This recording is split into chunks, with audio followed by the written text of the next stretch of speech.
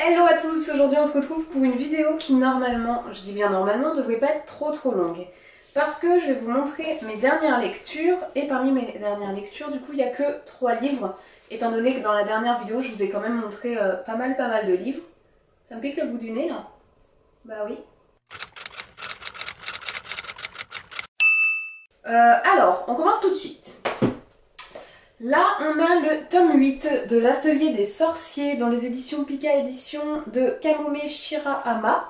Dans ce tome 8, principalement pour ceux qui suivent la saga, on va suivre Tarta et Coco.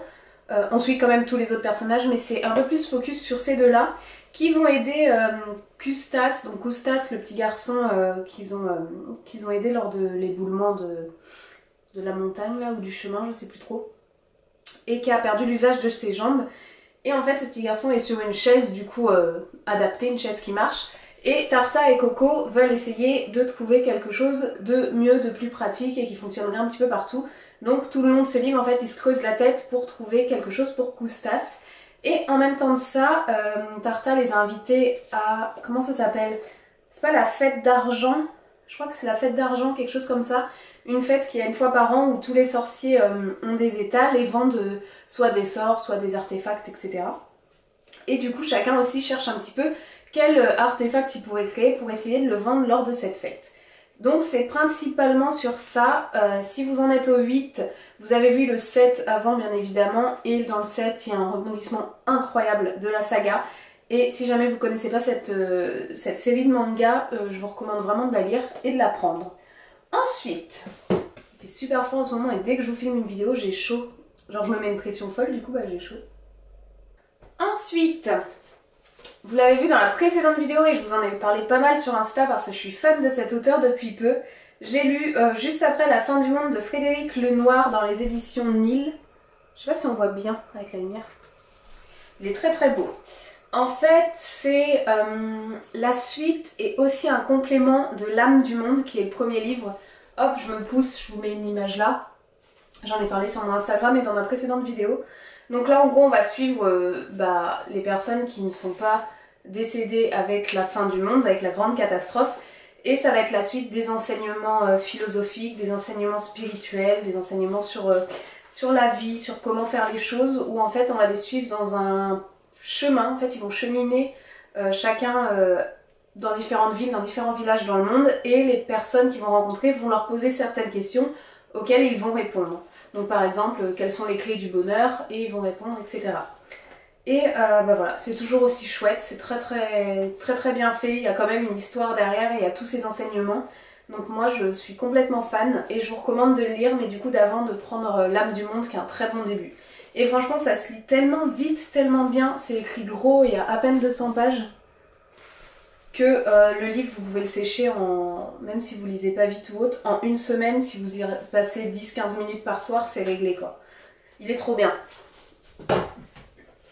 Et enfin, le dernier, mais celui que je voulais absolument vous parler, que je viens de terminer, c'est L'orpheline de Foundling de Stacey Howells dans les éditions Pocket. Je l'ai pris en format poche. Ce livre m'a été recommandé par ma libraire à la librairie Café au Bavardage de Poitiers parce que je lui ai demandé... Ma requête était spéciale. Je lui ai dit voilà, moi je veux un livre, de poche, parce que c'est moins cher et ça loge dans ma bibliothèque, d'Halloween ou en tout cas d'automne, qui mettent dans la saison, il commence à faire froid.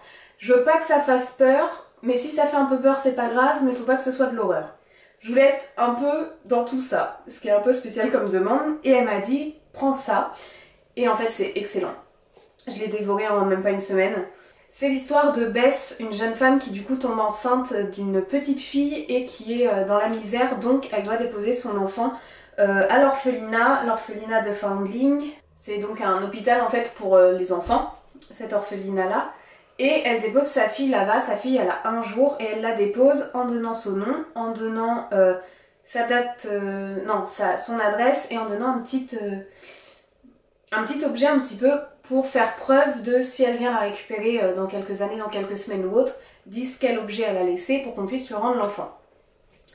Le temps passe, etc. 6 ans plus tard, cette jeune femme veut récupérer sa fille, a récupéré assez d'argent, elle va à l'orphelinat, Elle dit son nom, son prénom, l'adresse et le petit objet qu'elle a laissé. Et là on lui dit mais en fait elle a déjà été récupérée.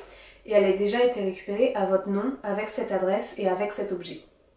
Donc là le monde de Bess s'écroule.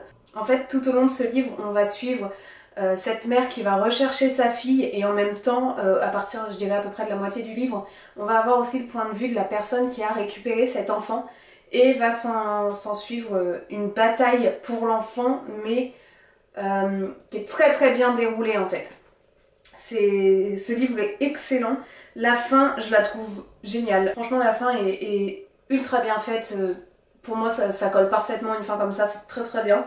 Et c'est un livre où on est un petit peu toujours dans le suspense, on est vraiment du coup dans l'atmosphère, il fait froid, ils sont toujours emmitouflés, il y a quelques bougies, ce genre de choses. Et en fait je vous recommande énormément ce livre pour cette période-là. S'il y en a qui l'ont lu, n'hésitez pas à me le dire en commentaire parce que j'ai vraiment vraiment adoré ce livre. Elle a écrit un autre livre, Les sorcières de Pendle ou quelque chose comme ça. Et je pense que je vais le prendre aussi parce que j'aime beaucoup son style d'écriture. Et il a eu, ah oui, le Grand Prix des lecteurs de 2023. Tac. La couverture est très très belle aussi, hein. Il n'y a pas à dire. Il fait 400 pages. Voilà. Voilà, j'espère que cette vidéo vous aura plu. Je vous ai parlé que de 3 livres, mais c'est mes 3 lectures que j'ai faites en ce début octobre, fin septembre. Là, je sais pas trop ce que je vais attaquer, je réfléchis. Peut-être dans de la fantasy, je sais pas encore trop. Mais bon. Sur ce, je vous souhaite une bonne nuit, une bonne soirée, joyeux Noël, bonnes vacances, joyeux Halloween, parce que c'est bientôt. Et je vous dis à très bientôt pour une prochaine vidéo. Ciao!